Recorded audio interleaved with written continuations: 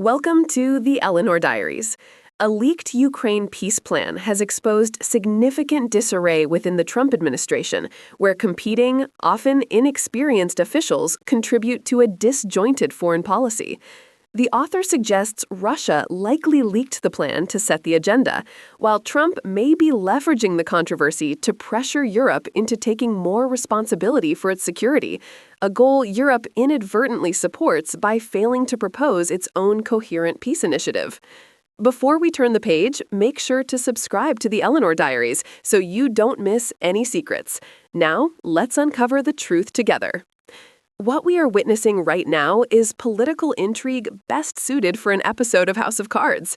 You will remember the leaked peace plan for Ukraine, and if you do not, then I have an unhinged, off-script 50-minute rant about just how silly it is. But the present focus has shifted to three questions: who exactly wrote the thing, who leaked it, and why?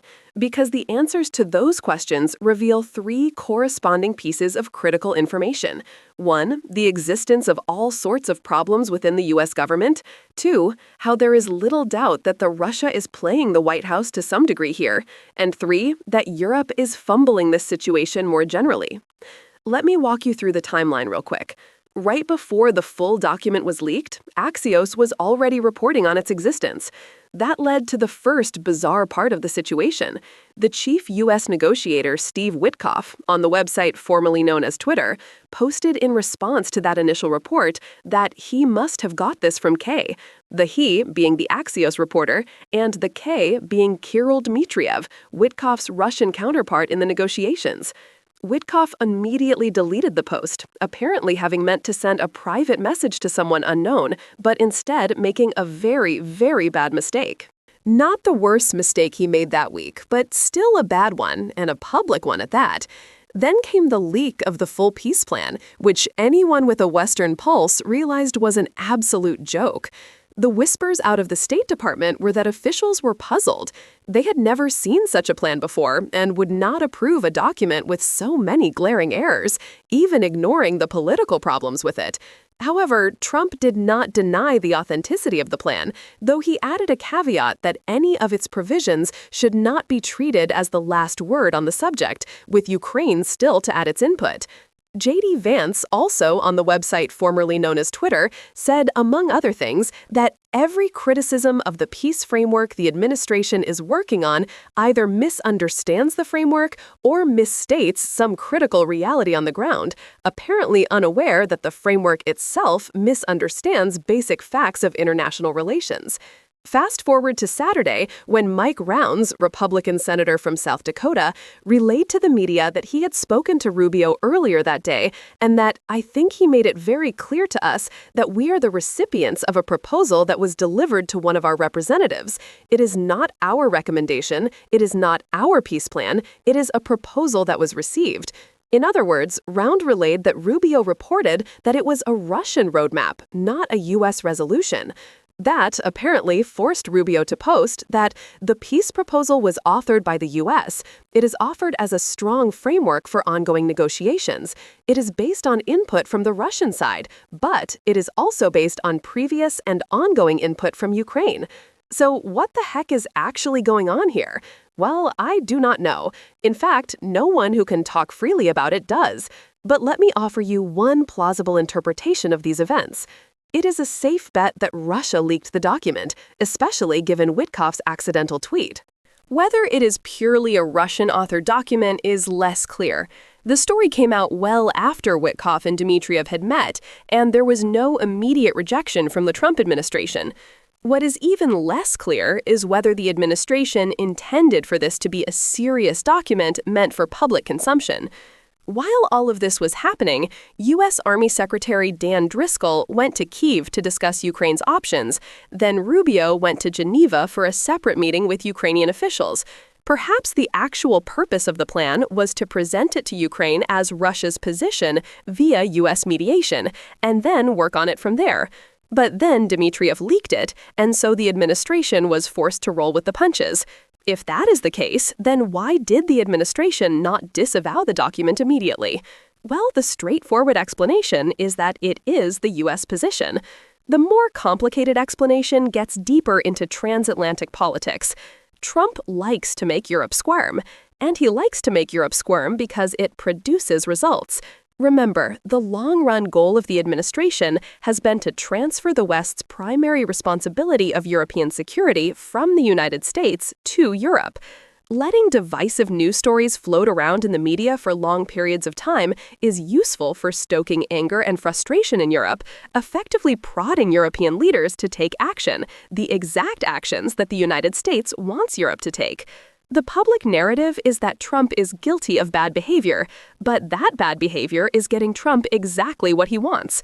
Why would he reform what rewards him? Remember, this is part of why NATO countries agreed to raise core defense spending to 3.5% of GDP earlier this year. Ask your average European citizen why this is necessary, and they will say it is because the United States is an unreliable partner and could pull out of the alliance any day now. Privately, ask hawkish European politicians about the situation, and they are not as concerned. They like how they now have the political leverage to do what they always wanted to do, raise European defense spending. Likewise, ask anyone within NATO, and a U.S. departure is not even entertained as a possibility. I heard one official say that there are so many other things happening in the world right now that are actually important that trying to prepare for such a thing would be a complete waste of resources. So while the White House's original strategy may not have been to release the peace plan, now that it was out, Trump decided to just roll with it. Commentators are absolutely ripping the plan apart, but it is also stirring up a political reaction in Europe that might get European countries to take more ownership over the situation. Again, this is feeding right into what Trump wants. Along those lines, the whole situation reveals a more central problem with the Trump administration, and it is not the peace plan, at least not directly.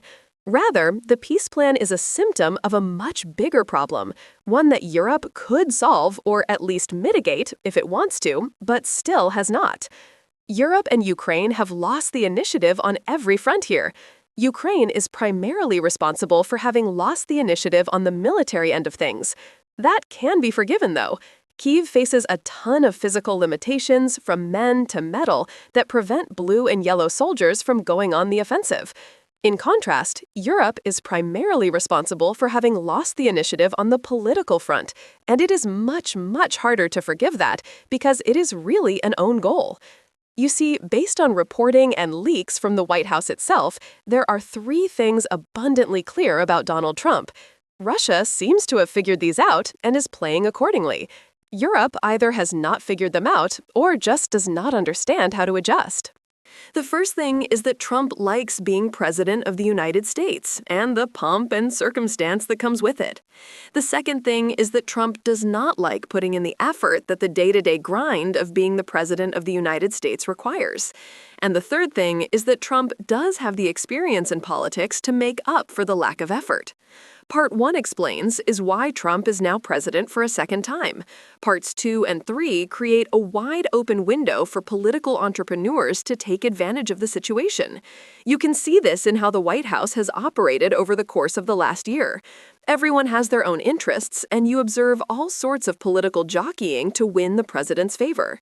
Inside the Pentagon, you have the Secretary of the Department, formerly known as Defense, whose chief focus has been on reforming the military to be more in line with the right's political positions, and who also has a complete lack of experience in adjudicating policy. You are listening to the Eleanor Diaries. Don't forget to share your thoughts on today's story in the comments below.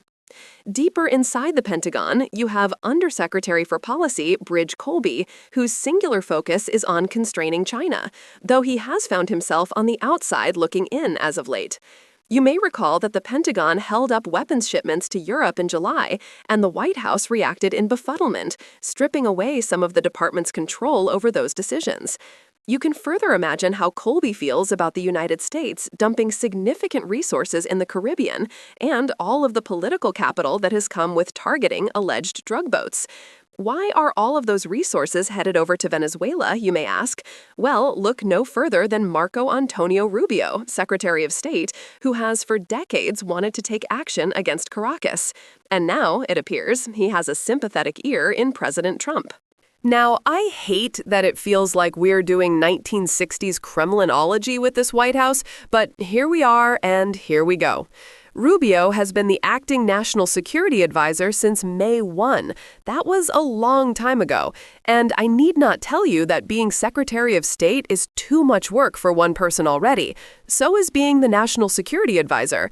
The only way to square that circle is that Trump thinks he is doing a great job at both of those roles, and thus is in no rush to name a permanent replacement for national security advisor. When Rubio is not thinking about Venezuela, his opinions on Ukraine match what you would expect from the national security establishment. But he is not always winning the internal battles. For evidence there, see Keith Kellogg, the special envoy to Ukraine. Reports are that he is frustrated enough with the White House's policy that he declared his resignation for January. That takes us to Witkoff, who left his job as a real estate developer to take the role of special envoy, ostensibly to raise his public profile and leave a lasting mark on the world. Except he has no experience in politics, never mind international relations. And while I do not doubt that he was a good negotiator in the context of his previous position, it is hard enough to negotiate in a domain that you are unfamiliar with. It is even harder when you switch to international relations. He has spent his entire life negotiating contracts in the shadow of a strong legal system that can guarantee the enforcement of said contracts. Such enforcement is non-existent in international relations, and so everything that Witkoff has learned for decades needs to be unlearned for his current position. So when you see clunkers like this peace deal, remember not to attribute that to malice when incompetence provides an alternative explanation. Critics like to point out all of the business benefits built into the proposed plan as the administration's real reason for supporting it. But remember that none of those will come to fruition if Russia breaks the deal within a year. Thus, even someone with a money mindset still needs a stable solution. Anyway, the central lesson here is that when you have someone like Trump in charge of a large bureaucracy without the capacity and willingness to run it, you tend to get a bunch of lower-level bureaucrats running around, each with their own competing interests, trying to be the one that the leader magically decides is correct. Hence the disjointed foreign policy that the United States has pursued in 2025. What is likely a Russian leak is just the next logical step. In the absence of a strong bureaucratic authority, whoever can set the agenda will disproportionately reap the benefits. When your proposal is the one that everyone is already talking about, it is tempting for the weak bureaucrat to just go along with it, because looking elsewhere would require more effort. It is also hard someone else to displace the proposal, because you have to convince a bunch of others in the bureaucracy to exert effort themselves to shift directions. Russia understands this logic, hence the leak, or at least seemingly hence the leak. And given that the plan is all that we have been talking about for days now, mission accomplished. Meanwhile, over in Europe, what was the chief complaint about the plan? It is not the content of the document. That is secondary. It is that Europe was not consulted during the formation of the document, which itself is frustrating, but also gave rise to the various other problems. However, here is the thing. Russia, whether in conjunction with Witkoff or not, managed to produce a document that we can all discuss. Europe has done nothing of the sort. And the last time there has been anything resembling concepts of a plan from Europe came many, many months ago at this point. I would love nothing more than for my next video to be an hour-long dissection of a European peace plan. It would be good for the world and easy content production on my end, but I cannot do that because no such plan exists, and the only other plan of serious substance that I can recall also came from the United States. It was Kellogg's, which is how he became the special envoy. If Europe complains that the continent was not a part of the formation of the proposal, there is a very simple solution. Propose your own peace deal. There is no rule that the United States or Russia has to be present while writing such a document. So just do it on your own. Make it slightly more plausible than the existing one, and let that set the agenda. There are limits here, of course. Trump will shrug off proposals that he does not like, much how the White House cut out the Pentagon from weapons decisions when Colby allegedly got too conservative. That caveat aside, Europe still benefits from seizing the initiative. Instead, Europe seems caught off guard by the plan, despite something about it being known in the open source community for days in advance.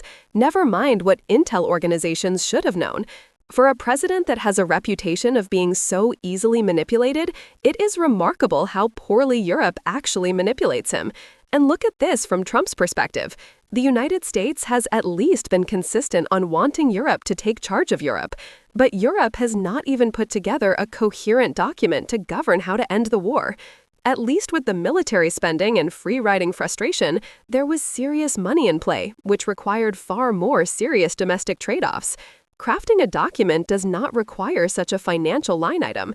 It requires the political attention of European officials and the ability of Europeans to actually reach a consensus. If Europe cannot even do that, what is the point of keeping Europe in the loop? Look, I know that you have counterpoints for me on that. I could spend a lot of time presenting those too. But they are neither here nor there. Those arguments are not going to play well to Trump, and that is what matters here. If Europe means business, then they need to communicate it by taking that bare minimum first step. Why is the United States taking the Western lead here when the White House is not taking the lead on the military assistance front? It does not make sense. But it is happening because Europe is letting it happen. And if Europe continues to fail to move, Russia is going to continue setting the agenda for Trump, and that is going to a whole lot worse than whatever political logjam Europe has to sort through. European politicians love a good debate, but now is not the time for that. They need solutions, not deliberations. Meanwhile, now is the time for me to tell you about these two excellent books on the war. Check the video description for information about them. And if you enjoyed today's video, then please like, share, and subscribe. And I will see you next time. Take care. Thank you for listening to today's story on the Eleanor Diaries. If you found this story meaningful, please don't forget to leave a like and subscribe so you never miss the latest entries. I wish you a wonderful day.